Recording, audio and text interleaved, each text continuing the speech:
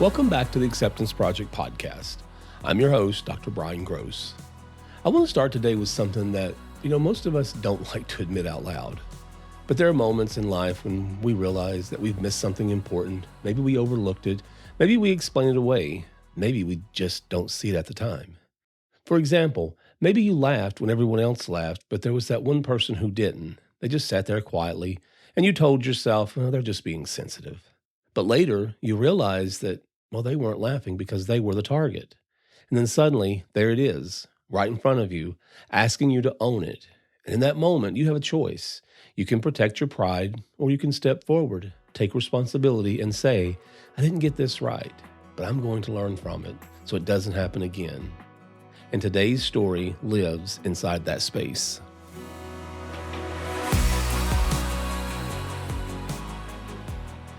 I recently got an email from a listener after hearing the episode about bullying. The listener asked that I not share their name or where they live, so as I share this story, I'm just going to refer to them as the listener.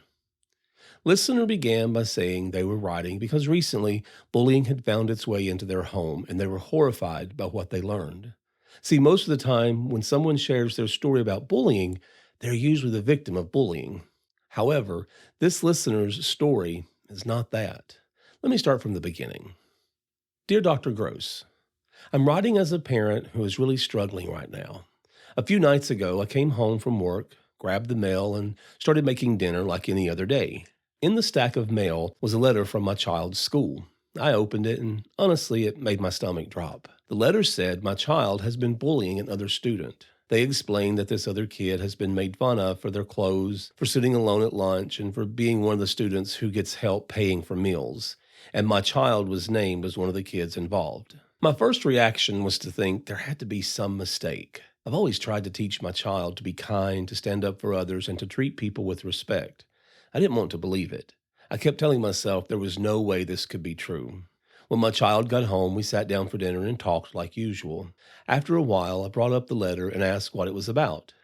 They looked at it and didn't say anything at first. I told them, this had to be a misunderstanding and that we could talk to the school to clear it up.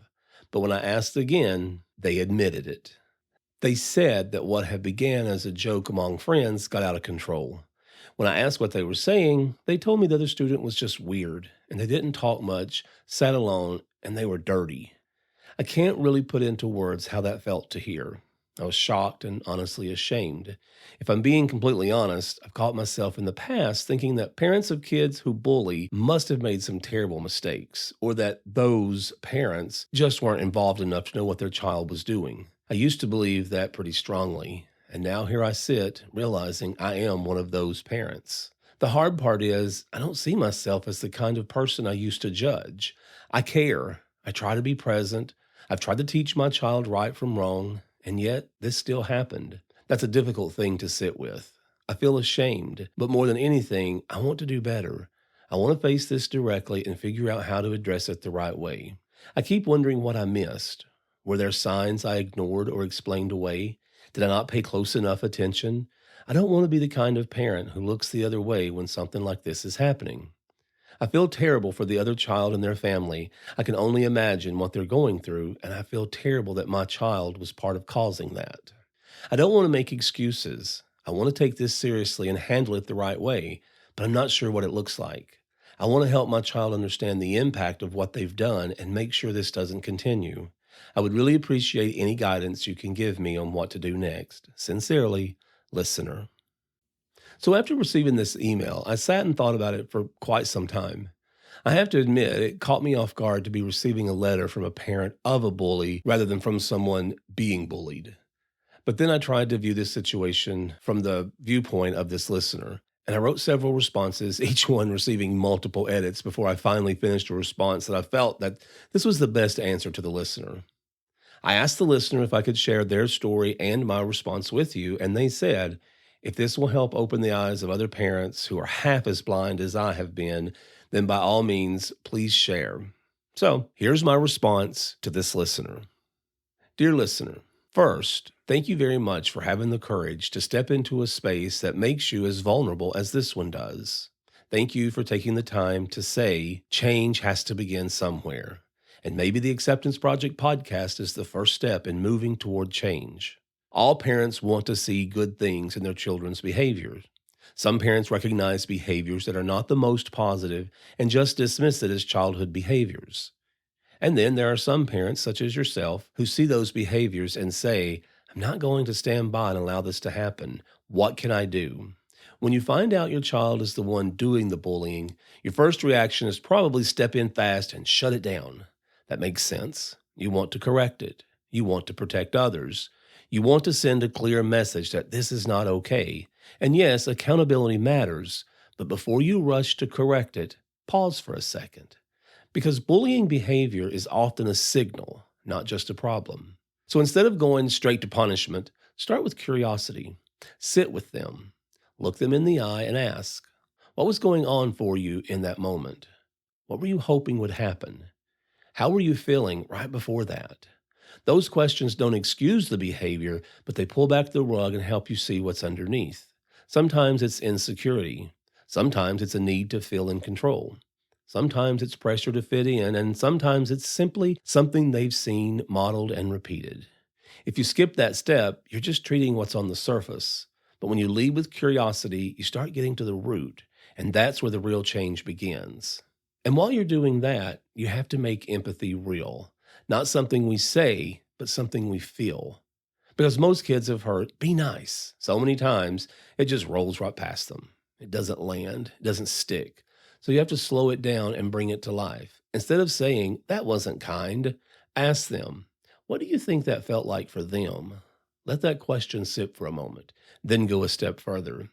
If someone said that to you in front of your friends, what would that feel like? And if you really want to connect, bring it back to their world. Remember that time you felt left out? That feeling? That's what you may have created for someone else. You're not trying to shame them, you're helping them feel the impact. Because once they feel it, it becomes harder to repeat it. That's where empathy starts to take hold. And then we teach something that often gets missed. Not just consequences, but repair. Because consequences alone don't always teach the lesson. Growth happens when a child learns how to make things right. So now the conversation shifts. What does it look like to fix this? Maybe that means a real apology. Not one that's rushed or forced, but one that comes from understanding. Maybe it means taking action to repair the harm, and definitely it means showing up differently next time. You can say it simply, part of being strong is fixing what we break. So how are we going to make this better? That's where responsibility lives. That's where integrity starts to form. Because at the end of the day, you're not just raising a child who avoids getting in trouble. You're raising a child who knows how to own their actions, understand their impact, and choose differently before moving forward. And that's the kind of lesson that lasts a lifetime. Thank you for your courage in stepping into something so difficult and so close to home. It's not easy to face the reality that bullying could exist within your own family, and yet you chose to see it, not turn away from it. That takes strength. It also says a lot about who you are, that you care enough to want something better, not just for your child, but for others as well. I can only imagine how heavy the moment must have felt, but instead of staying in that place, you chose to move forward with intention, with honesty, and with a commitment to change. That kind of courage does not just address a problem, it creates the opportunity for something better to grow from it. Sincerely, Dr. Gross. First, I want to thank the listener for caring enough about others to not just sweep this under the rug and assume the school was wrong that their child couldn't have made such a horrible choice. Second, I want to thank them for caring enough about others to give me permission to share their story. It's very rare to hear from a parent on this side of bullying, and it takes so much courage to own something as heavy as your child bullying others. So, to sum up my advice in 3 short, easy to remember points, here they are again. First, start with courage and curiosity. Don't rush straight to punishment. Pause, ask questions, and understand what's underneath the behavior. Second, make empathy real. Help your child feel the impact of their actions so it sticks, not just another, oh, be nice. Third, focus on repair and growth. Teach accountability by helping them make it right and choose differently moving forward. Now, as we close today, I want to come back to something that might feel uncomfortable, but it matters too much to ignore. Most of us imagine bullying as something that happens outside our homes. It's something other kids do, something other families deal with, something other parents need to worry about. But sometimes it walks right through our front door, and when it does not mean you have failed as a parent. It means you have been given a moment to step in, a moment to teach, maybe a moment to shape who your child becomes next. The truth we do not say out loud is that good kids can make harmful choices and good parents can miss things. That doesn't make you bad, it makes you human. What matters is what you do next. Now, this listener could have ignored it, explained it away, blamed the school, or even defended their child and moved on, but they didn't. They leaned in. They asked questions. They asked the hard questions. They sat in the discomfort. They chose growth over denial, and that is where change begins, not in perfection, but in awareness, not in pretending it didn't happen, but in deciding it will not continue. So if you're listening today and part of this story made you pause, maybe stay with that feeling for just a moment. Maybe this is not just about one family.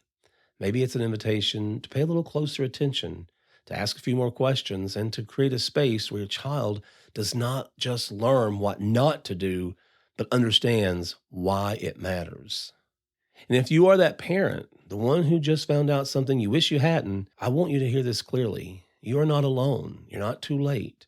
And this moment does not define your child, but how you respond to it will help shape who they become.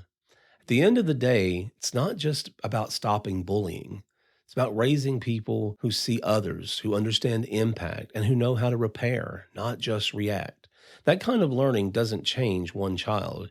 It changes every life they touch moving forward. If this episode made you pause, maybe even for a moment, I want you to think about who else might need to hear it. Maybe it's a parent who is doing their best but hasn't seen something yet. Maybe it's someone who needs to be reminded that facing a hard truth is not failure, it's growth.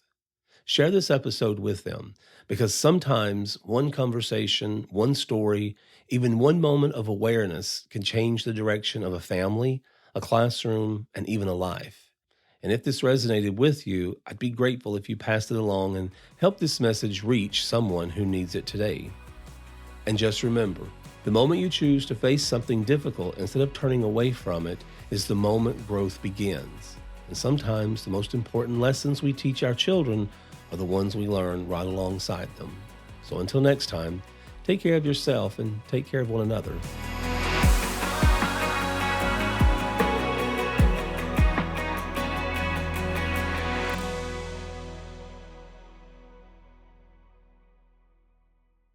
The Acceptance Project podcast is a production of Bridging Success, LLC. To learn more about the podcast and our work, please visit bridgingsuccess.com. This podcast and its contents are for educational, informational, and entertainment purposes only. I'm Dr. Bryan Gross, but I'm not a licensed therapist.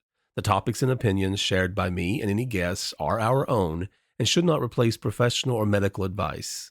If you're seeking mental health support, medical guidance, or help with personal matters, please reach out to a licensed professional who can provide the individual support you need.